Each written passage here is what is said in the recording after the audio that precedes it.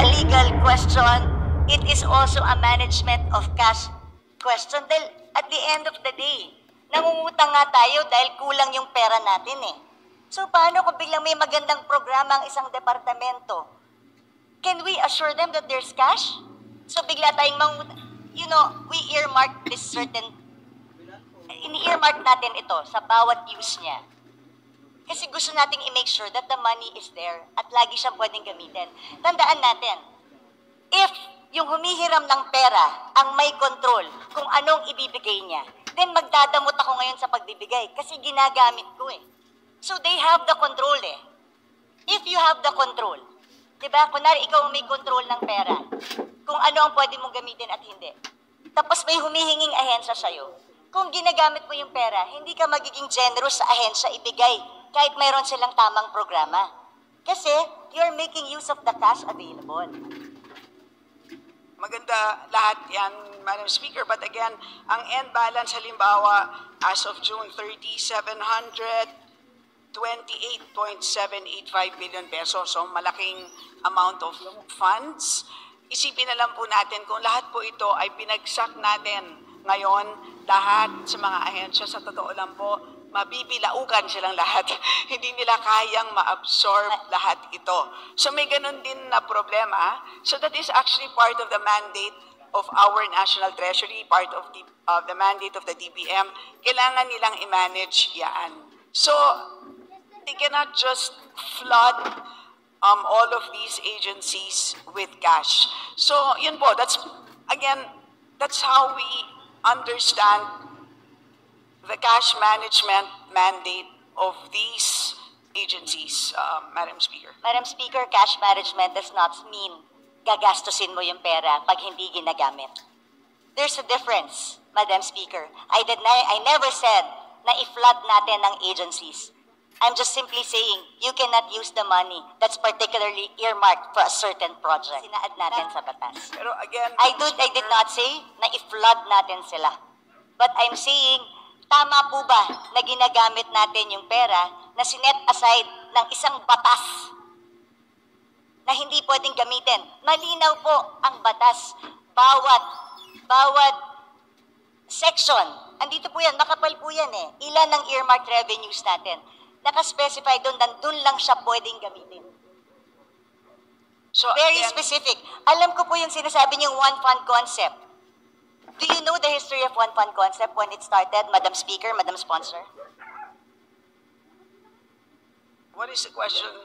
Yung one fund concept, because yan po yung sanina sinasabi nyo na ito yung cash management, may one fund concept na yun ang sinasabi ng DOF na dun ginagamit. Kaya balikan natin yung history ng one fund concept. Ano ba ang pinanggalingan ng one fund concept, Madam Speaker, Madam Sponsor? Please enlighten the body, Madam Speaker. Galing po yun sa Presidential Decree 17, Presidential Decree pa yon during the time of President Marcos, na lahat ng dormant accounts, yung mga off-budget accounts, yung mga lying around funds, yun ang pinagsama-sama. Wala po dong nakasulat any mention of earmarked revenues. At since 1977 pa po yung Presidential Decree na yun. Hindi pa po na-amend or napalitan ng panibago. Ang sa akin naman, gusto ko lang ilagay sa tama. Pwede naman nating lagyan sa special provision kung talagang gustong gamitin itong pondo na to. Pero ang tanong ko, hindi ba dapat natin malaman sa Kongreso kung saan, kailan hiniram yung 700 billion? Kunwari may 700 billion, anong portion ng 700 billion ang hiniram? Hiniram para sa anong bagay? Tama ba na walang report sa atin na hiniram yung perang to? Tama ba na hindi nag-report sa agency? Kunwari, ako si DICT. Ang alam ko, meron akong 24 billion. Tama ba na hindi magpapaalam sa kanila? Pwede bang hiramin namin ang cash na ito para magamit namin sa ibang bagay? So, Madam Speaker, again, babalik po ako dun sa aking analogy earlier. Ang bangko niyo po ba, tuwing ini-invest yung 100 piso na dineposito ninyo, ay tinatawagan ba kayo para Madam Speaker, kung ako po ay hindi nag-authorize, pwede ko pong sabihin sa bangko, huwag niyong galawin itong certain portion na to. Because tandaan niyo, hindi mo pwedeng i-relate sa bangko to. Batas ito. May blanket kang pinirmahan sa bangko. Nung nagdeposito ka, alam mo na pwede niyong gamitin para invest. That's part of the contract you paid for when you opened the account. Pero ito, batas ito na pinasa natin na earmark ang certain fund for a certain thing. Wala tayong authority na binigay doon sa ating batas o habang may cash, habang hindi ginagamit, pwede nyo gamitin, national government, kung saan nyo gusto. Pag kinapos tayo, gamitin nyo na. O basta siguraduhin nyo, pagkakailangan ko na, ibalik nyo sa akin. But again, Madam Speaker, what is important is the balance. Paglilinaw lang po kung ano ang balanse ng bawat fund ay intact po yan. Napakahuhusay po ng ating mga empleyado sa ating treasury. Complete po yan. So lahat po ng mga dinadagdag po dyan, lahat ng binabawas, intact po ang balances. Issue lang po because we have a ceiling at every point in time. Today, ang hinaharap natin na ceiling is 6.352 trillion pesos.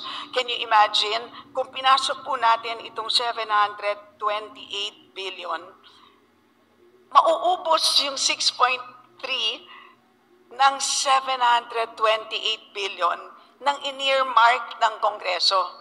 So paano po yung mga programa na gustong ipatupad ng ating national government? Yun ang mangyayari dito.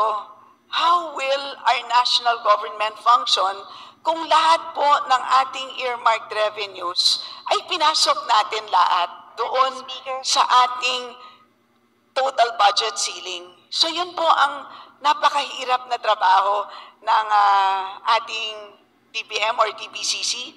So yun ang naging ang ganda nga ng konsepto, di ba, ng cash management. So, paano yung mga nagsarang bangko?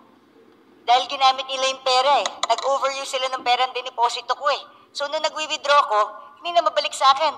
Dahil nagsarado yung bangko eh. Be pooled to the general fund under the one concept. The fact that these are not readily available cash resources but an obligation suggests a shift from the one fund concept to misappropriation. The remittance of the earmark revenues recorded in special accounts has merely become a means to circumvent the purpose of earmarking, allowing physical possession and access to these earmark revenues, which under the Republic Act is, like you said, 700. So, Madam Chair, Madam Speaker, Madam Sponsor, sa akin ilagay po natin sa tama. At mag-report po tayo. Marami po tayo. Pwede po natin lagyan ng special provision na i-report sa atin kailan nila hiniram ang pera. Because hindi ko po talaga matanggap na pwedeng gamitin po yung pera na in-earmark natin for a specific thing, kahit ba hinihiram lang ito sandali. Like I said, hindi ba to parang DAP that was declared unconstitutional by the Supreme Court? 37 ng PD 1177. It states that even the presidential decree of the one fund concept does not even allow it. It says here, all monies appropriated for functions, activities, projects, and programs shall be available solely for specific purposes for which these are appropriated. Even the presidential decree na pinapapool lahat